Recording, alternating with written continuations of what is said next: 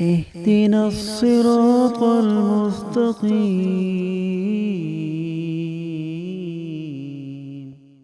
پھر احمق کہتے ہیں کہ ہم اللہ کے بندوں کو اس لیے پکارتے ہیں کہ وہ خدا کے نائب ہیں، اللہ نے سب کچھ ان کے حوالے کر دیے، تو ان کا یہ کہنا غلط ہے، کیونکہ ہر شے اس کی تابع و محکوم ہے، سب کچھ اپنے ہاتھ میں ہے، اس کا کوئی نائب نہیں، سب اس کے آگے ادب سے ہیں، آسمان زمین اسی اکیلے نے بغیر مادے کے نکال کھڑا کیا ہے، اور جب کوئی کام کرنا چاہتا ہے تو ارادے کن سے ہو جاتا ہے، پھر اس کو نائبوں کی کیا ضرورت ہے؟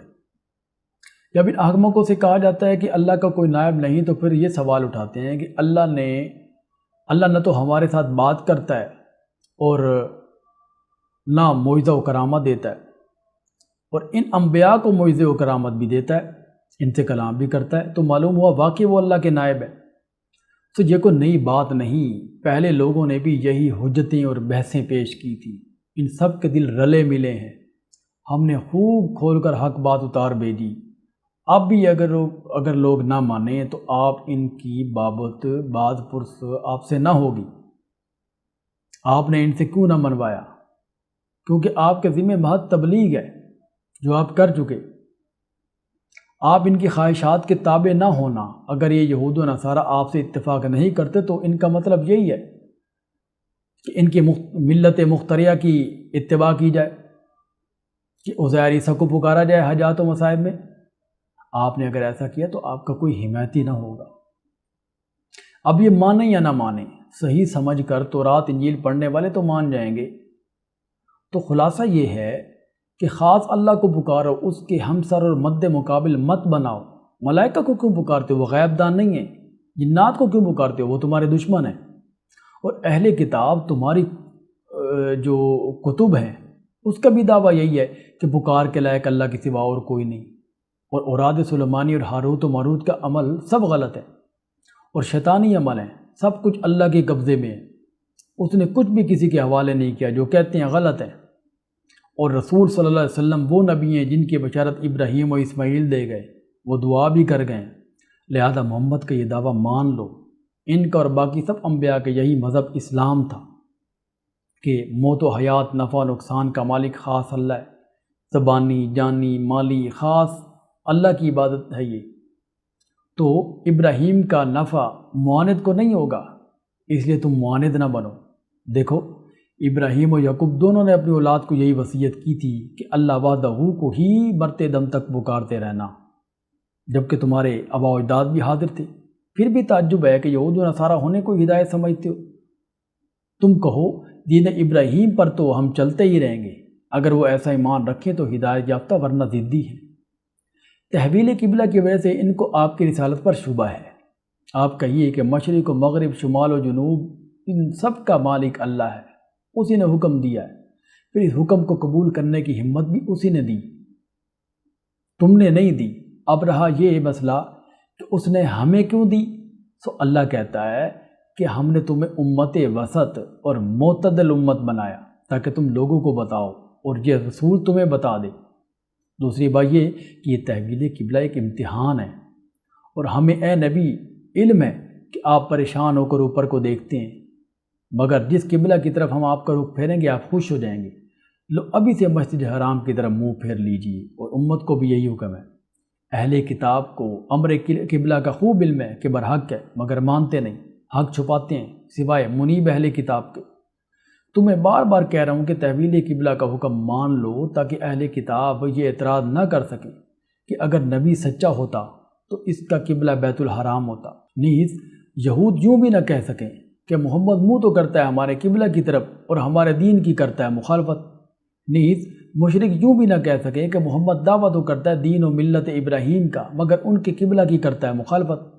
نیز تحویل قبلہ ہے اس لیے کہ میں تم پر اپنا انعام تام کروں اور رہنمائی بھی، جیسے رسول بھیج کر تم پر احسان کیا۔ مومنو، اب اہل کتاب تحویل قبلہ کی وجہ سے تم سے لڑیں گے، تم صبر کرنا۔ اگر انہوں نے تم میں سے کسی کو مار دیا تو شہید ہوگا، اسے مردہ نہ سمجھنا، اسے برزخی حیات حاصل ہوگی جس کا تمہیں ادراک نہیں۔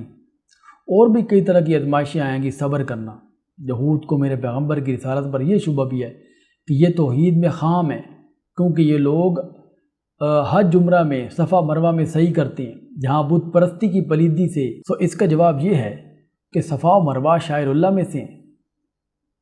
پس بت پرستی کی پلیدی سے بحکم الہی صفا مروہ کی صحیح میں شرک نہیں۔ یہود کو یہ بات معلوم ہے مگر چھپاتے ہیں، اس لیے یہ ملعون ہے۔ ہم توحید میں خام نہیں، دلائل سمجھ کر توحید پر قائم ہیں۔ یہود و نصارہ میں سے کئی ایسے ہیں کہ عزیر و عیسیٰ اور مریم علیہ السلام من دون اللہ کو اللہ کے ہمسر سمجھتے ہیں، یعنی اللہ کی طرح ان کی تعظیم کرتے ہیں۔ یہ دوزخی ہیں۔ پھر شیطان کی اتباع میں حلال طیب سمجھ کر نہیں کھاتے، تم کھاؤ۔ پھر جب ان کو کہیں کہ توحید و تحلیلات طیبات میں منزل من اللہ کی اتباع کرو تو کہتے ہیں ہم تو آباء و اجداد کی مانیں گے۔ مومنو تم ایسے نہ ہو، وہ اللہ نے تو مردار، خون، خنزیر، نظر غیر اللہ حرام کی ہیں۔ یہ مسئلہ بھی اہل کتاب کو معلوم ہے مگر پیٹ کی خاطر چھپاتے ہیں۔ ضد کی وجہ سے تورات میں اختلاف کرتے ہیں اور پروپیگنڈا کرتے ہیں کہ بیت المقدس کی طرف منہ کر کے سب اہل کتاب نماز پڑھتے رہے۔ کیا نیکی کا کام یہی رہ گیا؟ ایمان باللہ نہ ہو تو یہ نیکی بھی نہیں۔ سچے مباحث وہی ہیں جن کا عقیدہ صحیح ہو، اخلاق درست ہوں، اعمال بھی درست ہوں۔ کافروں سے لڑائی ہو تو مقابلہ میں ڈٹ جائے۔ بہرحال نیکی نام ہے حکم مان لینے کا۔ تو ساری بات کا خلاصہ یہ ہے کہ اللہ کا حکم مانو، شرک نہ کرو، نہ اعتقادی نہ فعلی، آپس میں مت لڑو۔ مسلمان کے مال کی بھی حفاظت ضروری ہے۔ اگر مرنے لگے تو موافق حکم شرع کے تقسیم ترکہ کی وصیت کر جائے۔ خلاف کرنے والا مجرم ہوگا۔ میرے حکم سے پرایا مال کھانا حرام ہے، جیسے میرے حکم سے حلال چیز کھانا بھی روزہ میں حرام ہے۔ اعتکاف میں اپنی بیویوں کو استعمال کرنا بھی میرے حکم سے حرام ہے۔ روزوں کی راتوں میں کھانا پینا اور جماع حلال ہے میرے حکم سے۔ بہرحال ناجائز طریقہ پر ایک دوسرے کا مال نہ لو، نہ رشوت لو دو۔ بہرحال میرا حکم مانو اور میرے حکم سے جہلی رسم چھوڑ کر گھروں میں ان کے دروازوں سے آؤ۔ جان و مال کی حفاظت جیسے میرے حکم سے ہے، ایسے ہی کافروں سے قتال بھی میرے حکم سے کرو، مگر وہ بھی میری بتائی ہوئی قیود کو سامنے رکھ کر، اور اپنے ہاتھ سے مال نکالو تو میری رہنمائی میں، حج کرو میری رہنمائی میں، پھر بیت اللہ کے پاس جا کر دونوں جہانوں کی بھلائی مانگو تو ثواب پاؤ گے۔ جھگڑا فساد نہ کرو، اللہ کی رضا میں اپنی جان پیش کرو، سب مل کر اعتقادی و عملی ہر لحاظ سے اسلام میں داخل ہو جاؤ۔ شیطان کی نہ مانو، یہود کی طرح حکم عدولی نہ کرو۔ دنیا میں اگرچہ کفار عیش میں ہیں مگر قیامت میں مومن ہی بالا ہوں گے۔ دنیا میں کثرت رزق کوئی معیار نہیں کہ یہی حق و صداقت کی نشانی ہے۔ حق تو توحید ہے، جس کو چھوڑ دیا گیا تو دنیا میں شرک پھیل گیا۔ توحید کے ساتھ اختلاف کرنے والوں کو نبیوں نے سمجھایا، ضدی لوگوں کے ساتھ جہاد کیا، مومنوں کو فتح ہوئی۔ لہذا تم بھی منظم ہو کر کفار سے لڑو، ڈرو مت۔ بغیر جہاد کی جنت نہ ملے گی۔ پہلوں کی طرح تم پر بھی آزمائش آئے گی، اور جہاد پر مال بھی لگتا ہے، مال بھی دو۔ دفع شرک کے لیے قتال کرو، اگرچہ اشہر حرم ہی میں کرنا پڑے۔ دفع شرک کے لیے سارا مال دینا پڑے تو دے ڈالو، کیونکہ شرک ڈبل گناہ ہے۔ جیسے شراب اور جوا میں بھی فائدہ ہے مگر ڈبل گناہ ہے، پینا اور جوا کھیلنا ڈبل گناہ ہے۔ اسی طرح یتیموں سے مخالطت بغیر نیت اصلاح کے منع ہے۔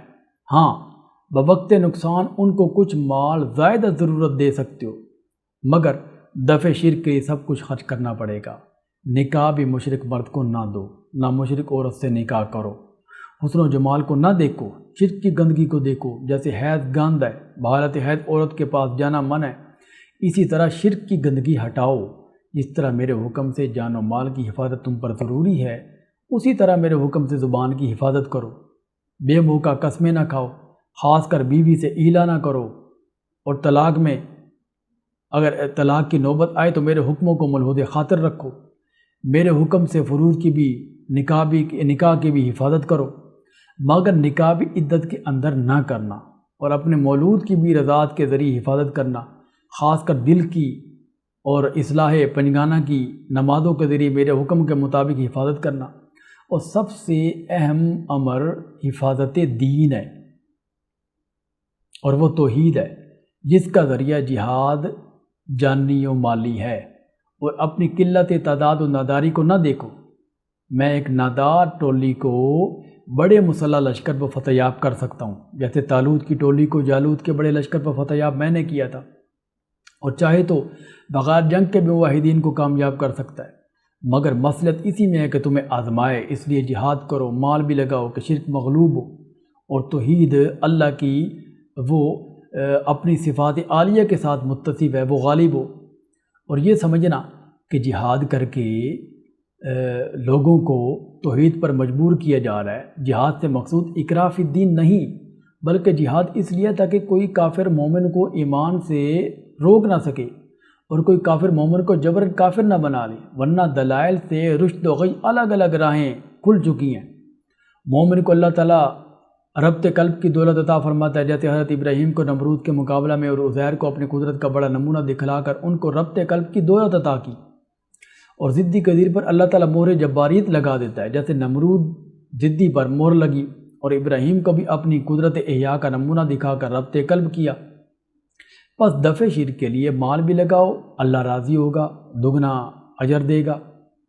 من و اذا نہ کرنا، ورنہ صدقات کا ثواب جاتا رہے گا۔ عمدہ مال دینا اور ردی نہ دینا۔